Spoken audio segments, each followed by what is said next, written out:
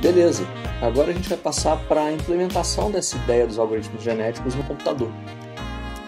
Bom, a gente vai usar uma linguagem de programação chamada Python e eu já escrevi algumas funções antes do vídeo para facilitar a nossa vida aqui, ser um pouco mais rápido, mas de qualquer forma eu vou passar explicando o que cada uma delas significa e como elas funcionam.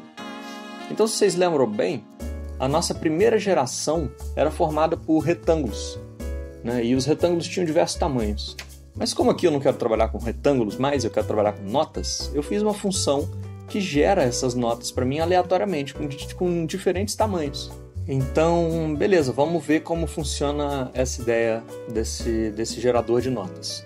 Então, para isso eu vou chamar essa função, eu vou determinar quantas notas eu quero que ele crie para mim na minha primeira geração, e eu vou pedir para ele me mostrar isso. Vamos ver. Então, o resultado vai estar aqui na tela, basicamente na esquerda da tela. Eu posso chamar o meu algoritmo e ele vai devolver para mim as notas que foram geradas aleatoriamente. Bom, vocês estão vendo aqui, basicamente ele gerou um monte de número, né? E eu achei que faria sentido representar as notas do teclado como número de semitons de distância de uma determinada nota de referência. Então, o que cada um desses numerozinhos aqui significa é quantas notas de distância eu tô de uma nota de referência, que nesse caso é o Lá.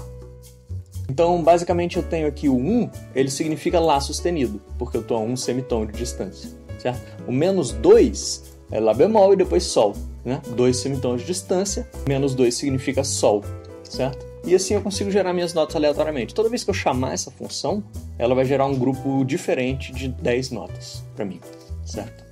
Só que, é meio chato ficar olhando para esses numerozinhos, né? Então eu acabei escrevendo uma outra função para converter esses numerozinhos para notas, que é essa função que eu chamei de Note Conversor, conversor de notas. Então vamos ver como é que ela funciona também.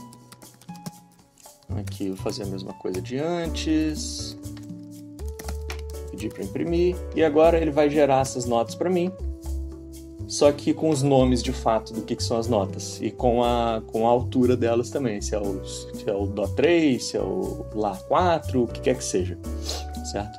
Aqui a gente consegue visualizar um pouco melhor.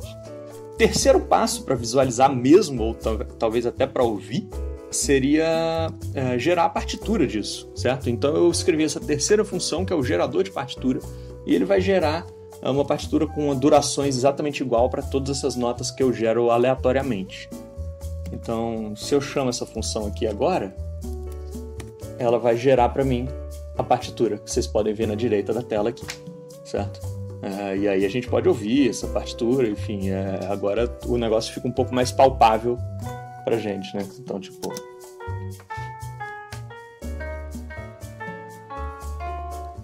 Essa é a minha primeira geração de notas, certo? E o que elas significam no nosso esquema evolutivo? Elas significam aqueles quadrados com tamanhos diferentes.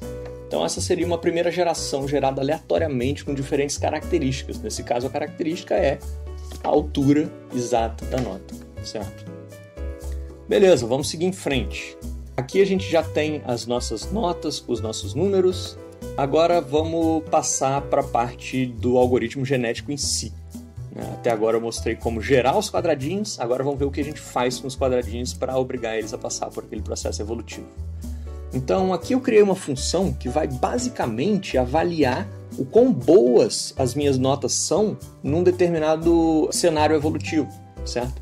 Então, como eu mostrei antes, o que determinava se o quadradinho era bom ou ruim era o tamanho dele, certo? Quanto maior ele fosse, mais lento ele se movimentava, mais devagar ele se movimentava e pior ele seria naquele cenário evolutivo, menos comida ele conseguiria, e isso faria com que a probabilidade dele desaparecer e de se reproduzir ia ficando menos favorável para ele, certo? Aqui a gente está fazendo a mesma coisa com essas notas, só que, poxa, primeiro, nota não come, né? Segundo, nota não tem tamanho também. Então eu preciso criar outros critérios, e a minha analogia ela vem só até aqui, com os quadradinhos. Aqui a gente começa a ter que trabalhar com o que a gente tem de fato, certo? Então uma função que eu criei foi uma função que avalia a qualidade das notas em relação a elas serem diatônicas ou não, de uma determinada tonalidade. Bom, como funciona essa função aqui? eu determinei que todo grupo de notas começaria com uma pontuação 10. E quanto menor fosse esse ponto, melhor seria a adaptabilidade desse grupo de notas, certo? Eu escolhi diminuir o ponto porque eu quis, eu poderia escolher o contrário. Então, basicamente, o que eu fiz? Foi dizer pro meu algoritmo o seguinte, cara, essas são as notas diatônicas, certo? E essas também são as notas diatônicas dentro da tonalidade que eu quero trabalhar. Nesse caso, eu estou trabalhando em Lá maior, porque eu quis também.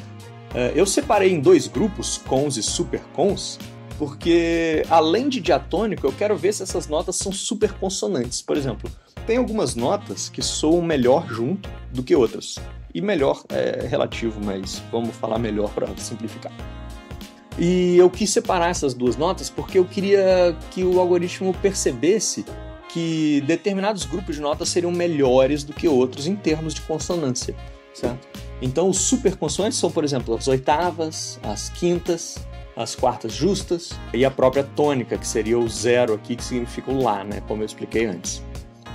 E os outros cons, eles também são notas diatônicas, mas eles são menos consonantes, eles são mais dissonantes, certo? Então, basicamente é o seguinte, eu vou avaliar esse grupo aleatório de notas em relação ao número de notas diatônicas que ele tem.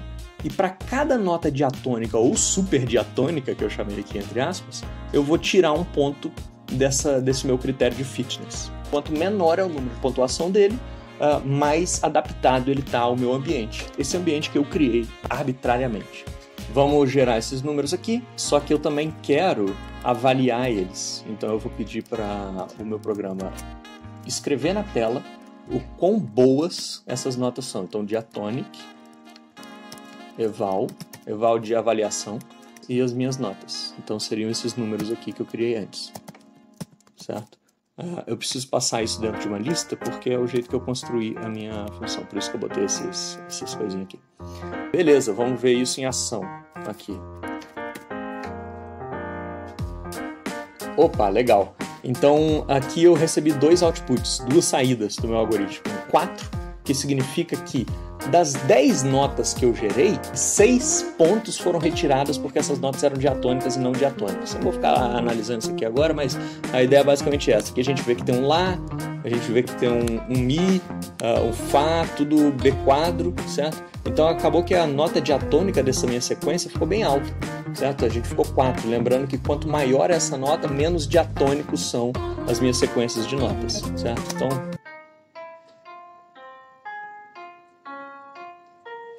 Então beleza, essa foi a função que eu mostrei para vocês, que cria um grupo inicial e avalia o quão bom eles são, certo?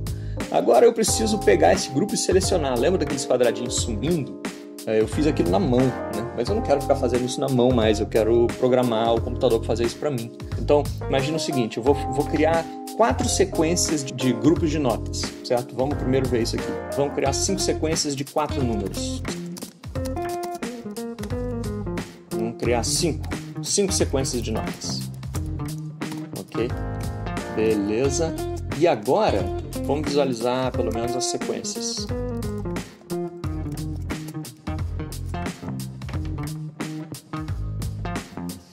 Opa, não funcionou? Ah, claro, eu tenho que fazer isso aqui. Coisas do Python. Beleza. Ah, não funcionou ainda.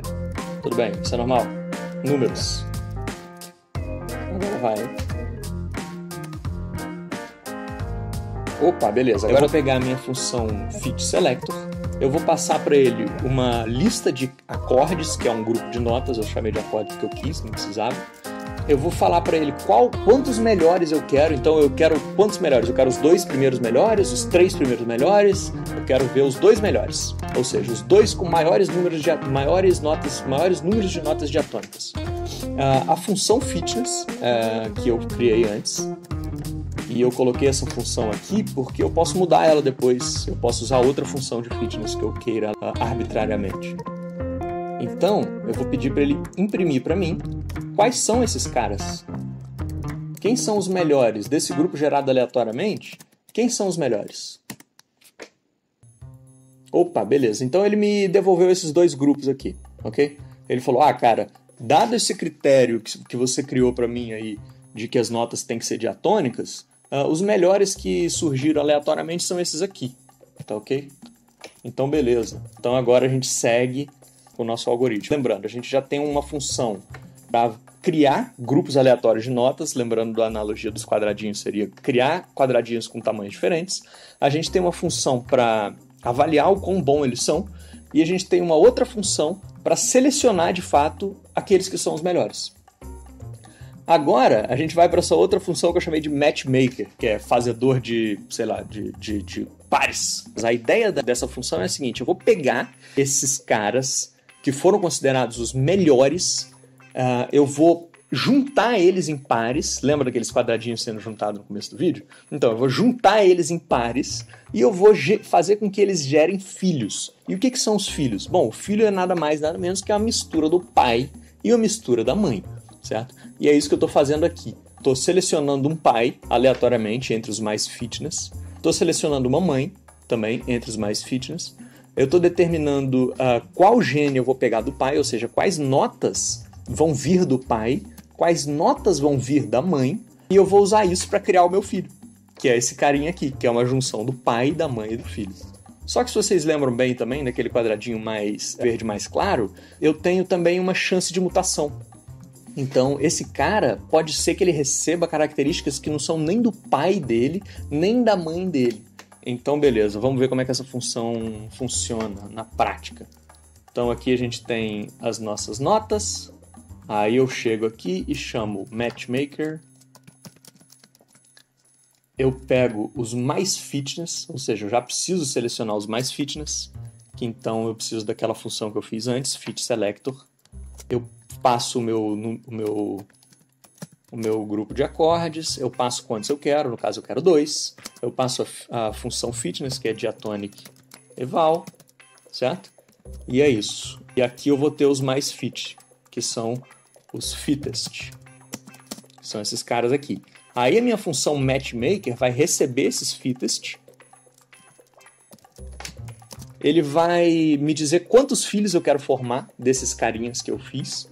Então vamos dizer que eu quero formar 2 filhos. Eu posso formar N filhos aleatoriamente, até porque além de pegar os mesmos pais e as mesmas mães, eu posso mutar esse carinha. Então quanto mais filho eu gero, mais variabilidade eu estaria colocando eu tenderia a colocar mais variabilidade no meu pool genético. Então beleza, mas aqui nesse caso eu vou gerar 2 filhos só. Eu vou usar um pai e uma mãe para gerar 2 filhos.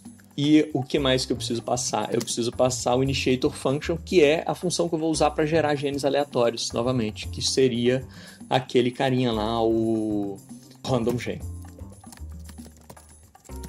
Que é esse carinha aqui. Beleza, vamos ver esse carinha em ação. Então a gente vai pedir para printar isso aqui na tela. Vamos ver.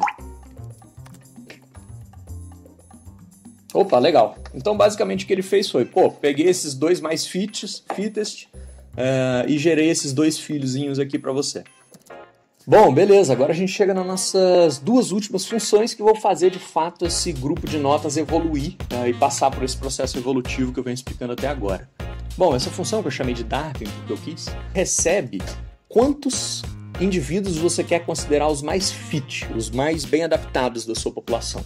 Certo? Ele recebe também um initiator function, que eu falei antes já, que é uma função que cria aleatoriamente pessoas, certo? Que cria os nossos quadradinhos de tamanhos aleatórios, que nesse caso são notas de alturas aleatórias. Aqui eu estou criando quantos acordes eu vou gerar, ou seja, quantos grupos, quantas notas eu vou colocar dentro de cada grupo de notas. Eu achei legal variar isso aqui, porque sim. Mas eu poderia ter pré-estabelecido também. Eu quero gerar um número de prole, ou seja, quantos filhos eu vou gerar para cada geração, certo? Então eu vou pegar os fittest e vou gerar quantos filhos desses fittest, ok? Aqui é quantas gerações, ou seja, quantas gerações eu vou passar, eu vou fazer essa população passar e se reprocriar e se selecionar, certo? Eu vou também passar explicitamente a chance de mutação para cada geração e uma função fitness. Ou seja, como é que a gente vai avaliar se esses caras são bons ou não, certo? E qual é o critério que a gente vai usar? Aqui eu deixei a função fora, porque eu posso mudar ela também e escrever qualquer outra função que eu considere interessante para avaliar o quão bons aqueles indivíduos são. Então, beleza. Dados todos esses parâmetros, o que eu vou fazer aqui é o seguinte. Bom, eu vou gerar o inicial, certo? Só que eu vou gerar ele n-core de vezes, que é esse carinha aqui. Ou seja, quantos indivíduos tem na minha população inicial. E aí, para o número de gerações que eu passar aqui, eu vou repetir todo o processo de seleção, que é ver quais são os mais fit, fazer com que eles cruzem e guardar eles. Por isso que eu criei essa timeline aqui. Então, basicamente, essa timeline vai receber todos os indivíduos de cada população. E aí eu vou retornar o timeline, que é basicamente todos os indivíduos que eu vou gerando a cada iteração do meu algoritmo.